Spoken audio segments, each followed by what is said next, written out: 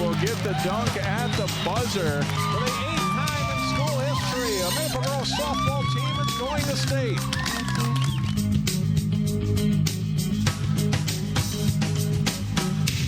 Welcome to Sports Jam. I'm Jay Wilcox. I'm John Jacobson. Thanks for joining us. This week on the show, highlights from prep swimming, soccer, volleyball, and more. Plus, we'll hear from the third-ranked Wayzata volleyball team. And in our Sports Jam Spotlight, meet a dynamic duo for the fast-starting Armstrong football team. And let's start with week 3 of the high school football season. Armstrong rolled through Spring Lake Park and Hopkins in the first 2 games. The Falcons looked to take care of business against a struggling Park Center squad. This one on Armstrong's home field. After Park Center fumbles the opening kickoff away, Jake Breitbach gets Ty Bowman, who taps his feet in bounds for the touchdown and a quick 7-0 Falcons lead. Later in the first, Breitbach looks for Bowman again, and he shields the defender from the ball and then fights his way into the end zone. We'll meet Breitbach and Bowman later in our Sports Jam Spotlight. Second quarter, and Breitbach will throw the fade to Caden College, and he goes up to get it for the touchdown. The Falcons take a commanding 20-0 lead on that score. And their defense is dominant too. Kevin Hoskins and company swarm the ball carrier for the safety to make it 22-0 Armstrong. And back from injury, Jake O'Driscoll rushes for 154 yards and gets the touchdown here. Armstrong cruises to a 43-0 win with the defense setting the tone early. Going week to week, we always had a new type of theme throughout the week. You know, what happened in the past, we can't think about that. We got to move on to the next week ahead. And we knew that we wanted to come in and make a statement, it being home against one of the teams that we felt more so something different in. We wanted to come in and make a statement right away, so that's what we tried to do. At Cooper, the Hawks look to build on an impressive win at Orono in week 2. They also had a special pregame dedication. Hawks Activities Director John Wolfke doing the honors at a ribbon-cutting ceremony to dedicate the brand new scoreboard at Barbara A. Lehman Field, complete now with a video board. To the highlights from this game, play action, and Joe Russell swings the pass. Rayshawn Keaton in the flat, and he does the rest, getting in for the Cooper touchdown, tying the game at 7. Down 13-7 in the second, Russell steps up in the pocket, realizes he has room to run, and he makes his way down the sideline, weaving through the Orioles defense to score on a 52-yard run. The extra point makes it 14-13 Hawks. Later in the second, Russell fires the slant to David Connors for another Cooper score, and the Hawks have a 21-13 lead into halftime of this one. They get the only points for the third quarter. Sherrod Russell powers in. Cooper is now 2-1 on the season after a 49-25 victory over St. Louis Park. The Osseo football team didn't win a game last season and started 0-2 this fall. They look to change that against another struggling team when they hosted Anoka. First quarter, and Tornadoes quarterback Jacob Deutschman rolls out and finds Cody Lindenberg. He gets to the end zone for a 30-yard touchdown, and the Tornadoes lead 7-0. Osseo answers back with a long scoring play. Jake Kruder to let Brooks out of the backfield. Some great downfield blocking, and then Brooks does the rest. He goes the distance, 85 yards for a touchdown, tying the game at 7. Anoka goes back in front and leads 16-7 just before halftime when Kruder rolls out and hits Jake Hill for a touchdown. A big score for the Orioles. It's 16-14 Anoka at the half. Leading 20-16 in the fourth quarter, Kruder to Hill makes a great diving catch in the end zone. The Orioles can smell a victory up 27-16. And Osseo's defense shuts out Anoka in the second half. Josiah Tussler intercepts the Deutschman pass late to seal the win. Great scene after the game as the Orioles celebrate their first win since October of 2017, beating Anoka 27-16. It feels great, man. You know, it's been too long, so us especially that played last year, man, it's like the greatest feeling ever. So it feels great to get that monkey off our back. Maple Grove was also off to an 0-2 start after 2 weeks. The Crimson looked to get into the win column as they hosted Edina. First quarter on fourth down, it's a perfect pass and catch. George Sandven to Hamza Mayalm, and the Hornets touchdown at 7-0. The Crimson answer in the second quarter, and 8 Elms up top to Jacob Engel, and he goes for the 48-yard score. That ties the game up at 7-all. And Maple Grove gets another before halftime. Elms to Luke Raymond. He's covered well, but brings it down for a 14-7 Crimson lead. The Maple Grove defense is tough in the second half. As they drive back, Maple Grove's Anthony Gibson with the play there. Fourth quarter, Elms eludes the Edina defense and gets loose for a 41-yard touchdown, and it's 20-7 Crimson. Later in the fourth, Maple Grove sophomore Bryce Tiber gets through for the sack, and the Crimson win for the first time. 20-7 is the final. Breck powered past its first 2 opponents without much trouble. They met up with a Brooklyn Center squad that was coming off a win in week 2. Centaurs at home for this afternoon game with the Mustangs.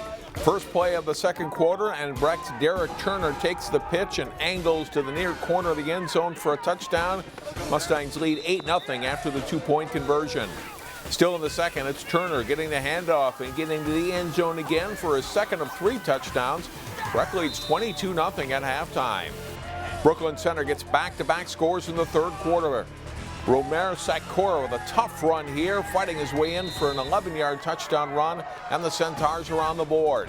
Next possession, BC scores again. Jalen Dillard Shannon scores on a 3-yard run, and that's 29-14. That's as close as they get.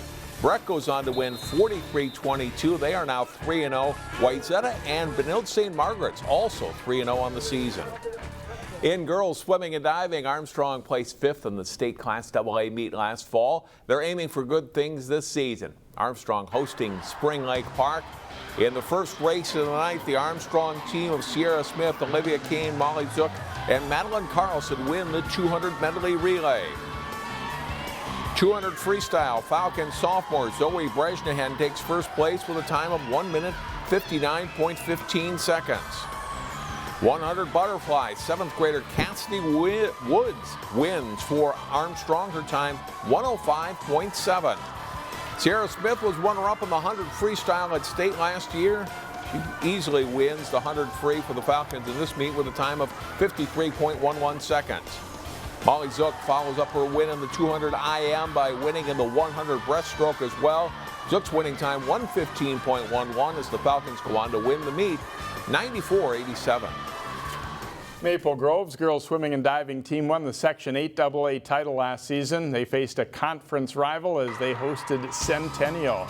In the 200 medley relay, Maple Grove's Bella Grudel, Ryan Hopp, Libby Baker, and anchor Maddie Bass raced to the win by 8 seconds over the runner-up team. In the 200 freestyle, Caitlin Arseth of Maple Grove rolls to the win in a time of 2:01:03. Her teammate Allie Palmer is second. To the 200 IM, it's another win for the Crimson. Lily Chabika leads a Maple Grove sweep, winning in a time of 2:20.28. Teammates battle for the top spot in the 50 freestyles. Bast in the middle edges Baker at the top of the screen to win in a time of 25:13. And the top diver in the meet is Morgan Bosacker. Her total is 2:12.20 as Maple Grove beat Centennial 96-80. And John, a couple of pretty solid teams there as they get into the season. Yeah, 2 of the better teams in the Northwest Suburban Conference this fall. Stay with us. Next up on Sports Jam, highlights from volleyball and soccer, and later we'll hear from players who are on the state's top volleyball teams. Welcome back to Sports Jam, and time to talk volleyball. And Wayzata and Osseo had a great battle last year in the Section 5 3A semis, with Wayzata winning it in 5 sets. They met up again this year at Wayzata. First set, Elizabeth Helmich serves for Wayzata, and the overpass by Osseo pounded by Lily Emlong. Taylor Kwan drops in a perfect serve for Osseo as the lead goes back and forth. Olivia Johnson sets for Kate Long, and she finishes it for the Trojans with the kill. Allie Hinsey, though, answers with a big kill for Osseo. The Orioles win the first set 25-20. To set 2, Johnson with the back set for Helmich, and her attack gets down. The Trojans build an 11-2 lead in the second set. Johnson and Emlong work a perfect slide play here. That makes it 13-4 Wayzata. On set point, Helmich gets the ace. Wayzata takes it 25-12, and they go on to win the match 3-1. We'll hear from the Trojans later in the show. Maple Grove has a mix of young talent and veteran players this season, and the Crimson had a busy week last week, including a home non-conference match against Edina.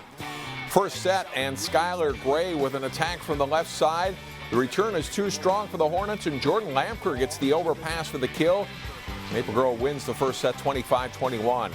The Hornets, though, come back to win the second and third sets. Brace Hammerski with a kill on set point in the second.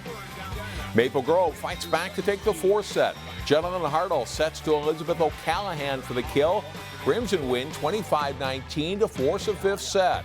The fifth goes back and forth with the Hornets pulling it off in the end. Edina wins 15-13 to take the match in 5. In the IMAC, Providence Academy hosts early season conference leader Mounds Park Academy this week. The Lions look to earn their first league win of the year when they hosted Minnehaha Academy. First set off of Providence. The Redhawks overpass hammered down. Grace counts at a 10-6 Lions. Later in the first set with the Redhawks serving. Anna Schammer back set to Kate Neal for the kill. The Lions win 25-15. Umbrellas apparently optional this night indoors at Providence. Set 2, Schammer sets across to Maria Count, who taps it over the blockers for a point. It's 15-13. Minnehaha keeps it close in this set, but Chalmers sets up Neal for the deep middle attack and kill. That set point, Providence wins 25-23 to go up 2-0. And the Lions roll in the third set. Another kill for Maria Counts as Providence wins 25-6 in the third, and they get the sweep. Park Center's volleyball team played its second Northwest Suburban Conference match of the fall against an Irondale team that came into the match with a 6-1 record. The Pirates' Lindsay Lee sets outside to Sydney Warkin, and she delivers the kill as the teams battle for 5 sets. The Knights' attack catches tape here, but also some of the hands of Kaylee Fisher's block helps Park Center win the set as the match goes back and forth. Later, the set by Warkin to Tania Foster, left side for the swing and kill, another point for the Pirates. And this one does go to set number 5. Lee sets to Warkin for another kill for Park Center, but it's not quite enough. Irondale's Maddie Herzog sets to Peyton Howie for the kill on match point. The Knights beat the Pirates in 5 sets. We'll see Park Center on CCX Tuesday when they host Osseo. The Park Center and Champlin Park boys soccer teams are off to good starts this season. They met up in a high-scoring contest at Park Center.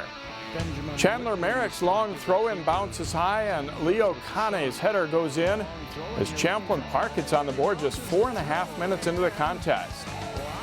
About 6 minutes later, William Heinen drops the ball back to Cole Bridson, and he'll go right past the defenders to score, and the Rebels go up in this one 2-0.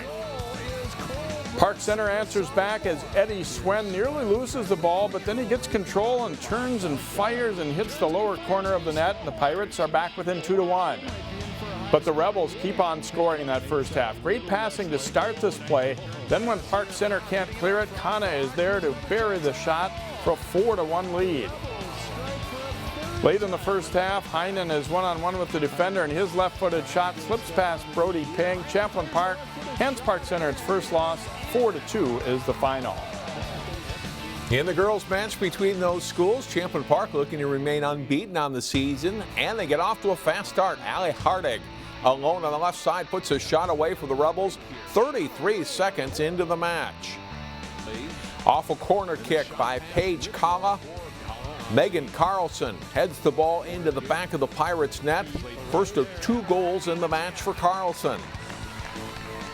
Still in the first half, and Amy Shute delivers a short pass to Julia Sullivan.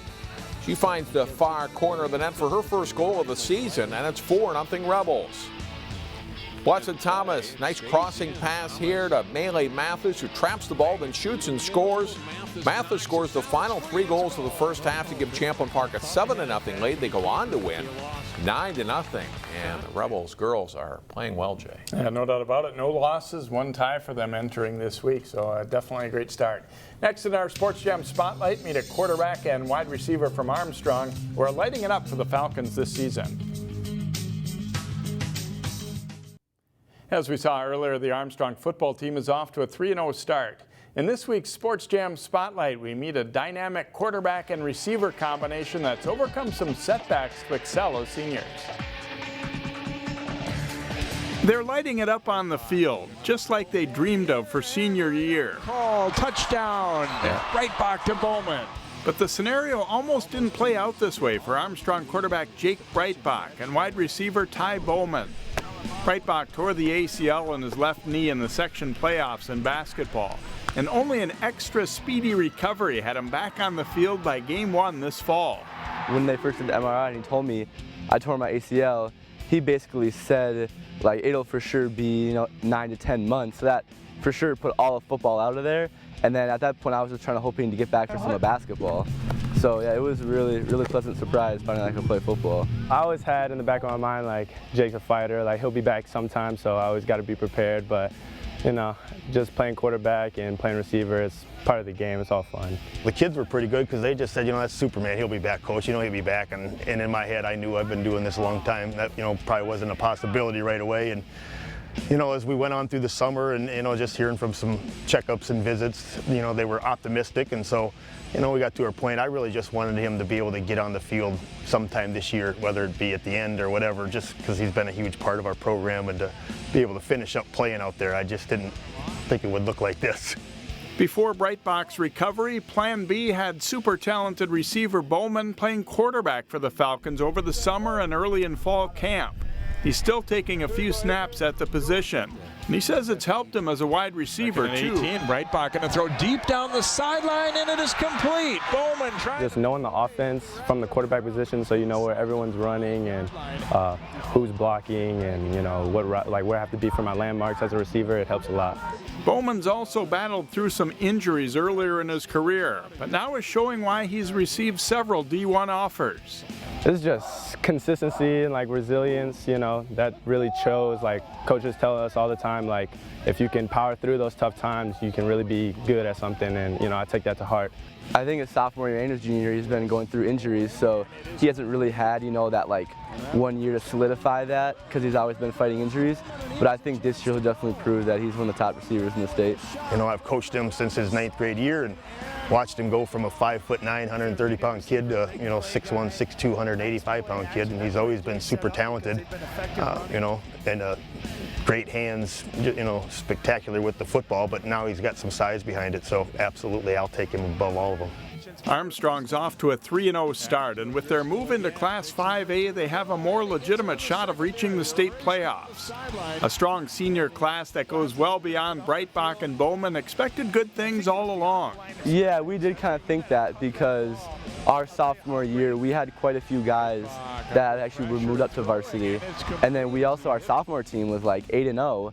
So we knew we had a really good group of guys, and we were just kind of working towards this year. So we were putting a lot of work this summer to get here, because we knew that we had the potential to be a really good team. And if they can keep their quarterback healthy, the Falcons can soar this season. It's great to see him out there. I'm not going to lie, I've been super nervous. Every time he takes off running, and you get a little bit nervous, but he's just a competitor, so you would do that. And the day he got cleared, when he came back and started practicing full with us, it lifts up the team. They all love Jake, and he's a great guy. He's been a great leader, and he brings confidence to our team. A little wobbly, a little high.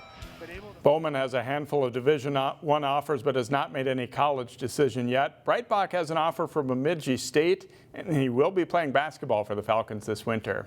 Sports Jam continues in a moment as John talks with the high-powered Wayzata volleyball team.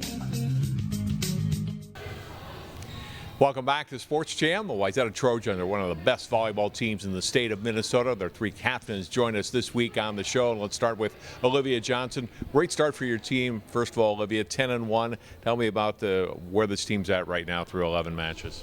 Well, we're just super athletic and super we go for everything. We have obviously a really tall team, so that works in our benefit, so we can hit over blocks, get a lot of blocks, but we're just really relentless in going for everything, so I think that's really helped us overall. So, how do you feel your team has played? I think overall we've played pretty well. Obviously there's been ups and downs, but we're on the up and up of getting better every game and every practice, work every time. So Tell me about the Southwest Minnesota Challenge. I know it's a tough tournament. How was that tourney to play in? That was so fun. Like, we got to play, like, the first night was somewhat easier matches for us, but then we got to play 3 top 10 teams in a row, which was super fun. We got to work really hard together and win, so that was fun, except we lost to Northfield, but they're a really good team. Thanks for your time. Good luck the rest of the season. Thank you. Lily Elmont, what have you seen from your team that you really like? There's definitely a fight that we all have this year. We all know our goals for the end of the season. We all been fighting and working hard, super hard in practice for that, and we can't wait to see where the end of the season takes us. You had the first win of the season against Champlin Park. How fun was that to start the year against the team that knocked you out last year? It was so fun. It was definitely a relief, especially coming from losing to them in the section finals, to come back and beat them, and that's just such a strong way to start our season. We're so excited about that. You try to break the season up into parts. I mean, you're like about a third of the way through now, and now you get into conference, and then there's the postseason. I think we just try to focus on our next game, because no matter what happens, we're always going to have just one more game to play. And if we start focusing too far ahead in the future, we're going to be too focused on that and not what's happening in the present. You start conference play this week against St. Michael Albertville, Yes. A new conference team. Are you excited about that? Very excited. They're definitely a very strong team, and it's going to be very fun to play them. All right, thanks for your time. Good luck the rest of the season. Elizabeth Helmich, the other captain for the Trojans, and how much do you have fun playing with these girls? So many of you played together for so many years. Yeah, it's honestly so much fun. Like, I feel like the 3 of us have really grown up in volleyball together, and so many more girls on our team too. We have a really deep roster and full of a lot of seniors, and we've just grown up playing together, and that makes it even more fun. Is that nice to have an advantage for your team, because there are so many girls that can take swings and do a lot of things for your team? You're not relying on one player? Yeah, it's definitely an advantage for us, because it keeps teams on the tip of their toes, not really knowing who's going to get the ball or what's going to happen, and that's just really fun for us to be able to mix things up like that. What has your team done best, would you say, in the first 11 matches, and what still needs to improve? I would say our pursuit and our relentless effort has been on our A game, and that's something that we would like to continue throughout the rest of the season, because we can always bring that no matter what the skill of our opponent is.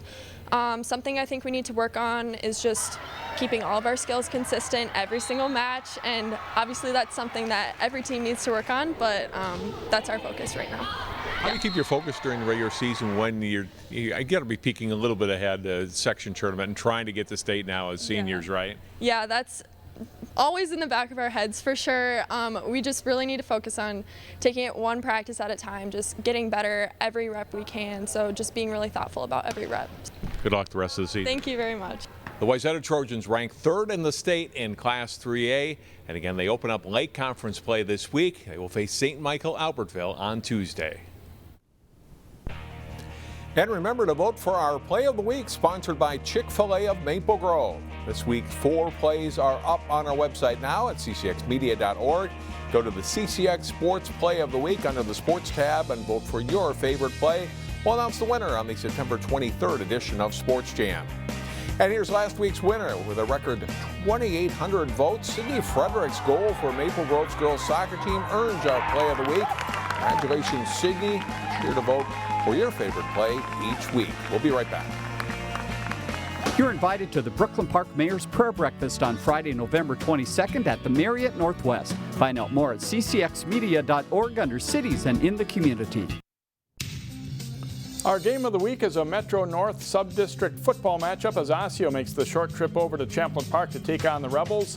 Watch it live Friday night at 7 on CCX1 and online at ccxmedia.org, or catch the replays at 10 o'clock Friday night, Saturday at 4 p.m. or Sunday at 10 a.m. or 10 p.m.